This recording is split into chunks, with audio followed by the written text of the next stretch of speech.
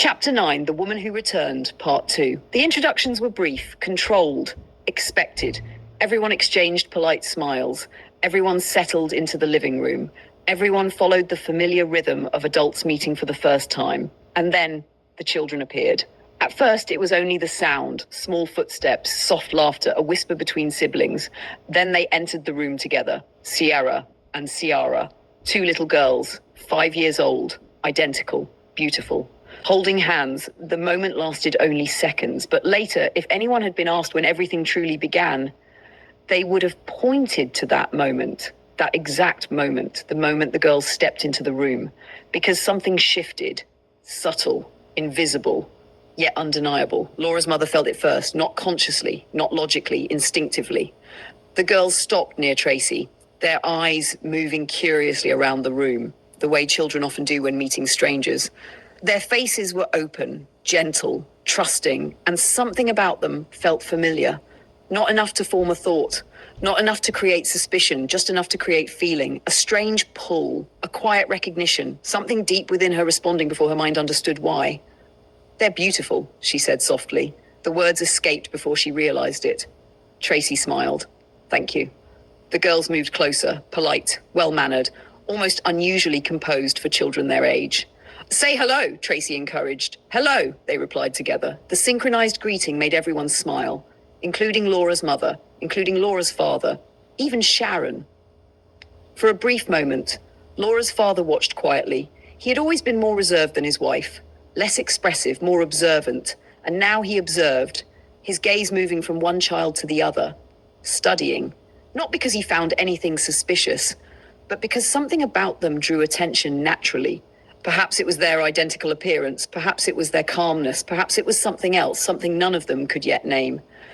"They seem very sweet," he said. Tracy smiled. "They keep me busy."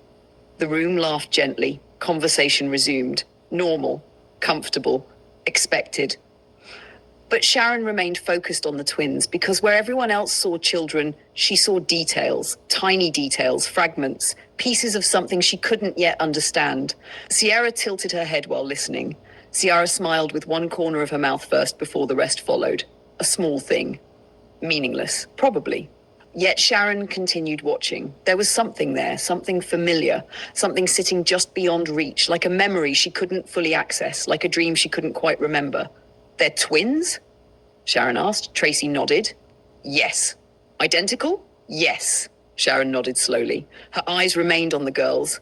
The feeling returned, stronger this time, but still without explanation, still without form, still without certainty.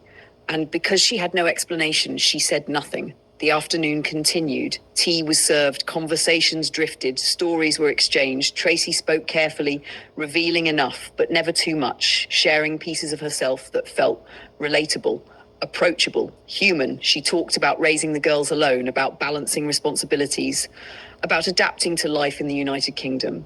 Every story felt reasonable, every answer felt prepared. Not rehearsed exactly, but polished, as though she had thought about these conversations long before they happened. Kevin sat beside her, comfortable, relaxed, natural. And that was perhaps the most convincing thing of all, because he looked exactly like a man who had found happiness again. Nothing more, nothing less. He laughed at appropriate moments, offered support when needed, spoke about the future with quiet optimism. Everything appeared normal. Everything appeared believable. Everything appeared safe. Yet Laura's mother found herself watching the girls repeatedly, drawn toward them, unable to fully explain why. At one point, Sierra sat beside her on the sofa, close enough for Laura's mother to notice the shape of her eyes, the curve of her smile, the softness of her expression. And suddenly, for a brief second, something stirred, a memory, a feeling, a resemblance, gone before she could identify it.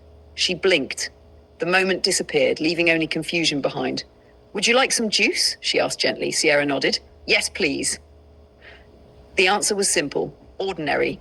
Yet Laura's mother smiled more warmly than she intended. Something about the child touched her, in a way she could not explain. Across the room, Laura's father experienced something similar, not as strongly, not as emotionally, but enough. Enough to notice, enough to wonder, not suspicious wonder, not investigative curiosity, just awareness. a feeling that these children somehow belonged within the familiar spaces of his memory.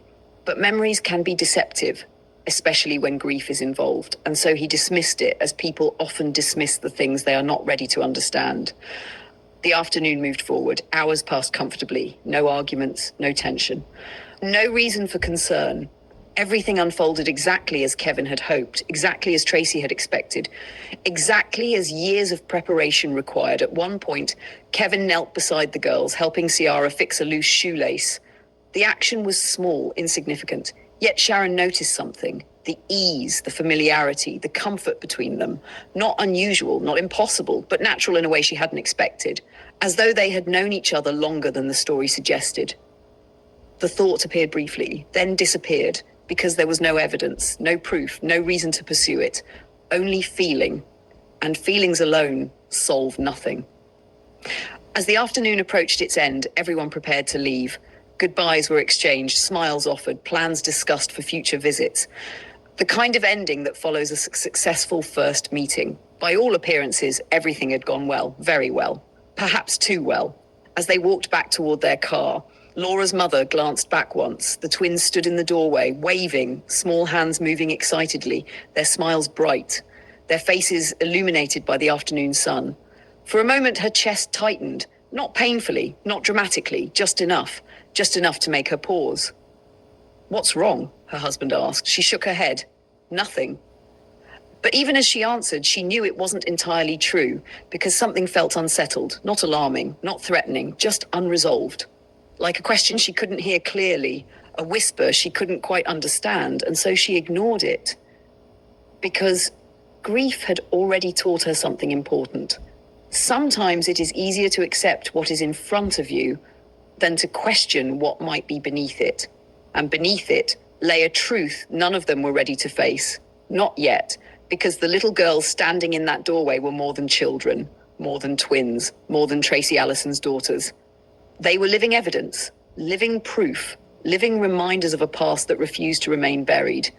And with every visit, with every conversation, with every passing year, that truth would move closer to the surface, whether anyone was ready for it or not.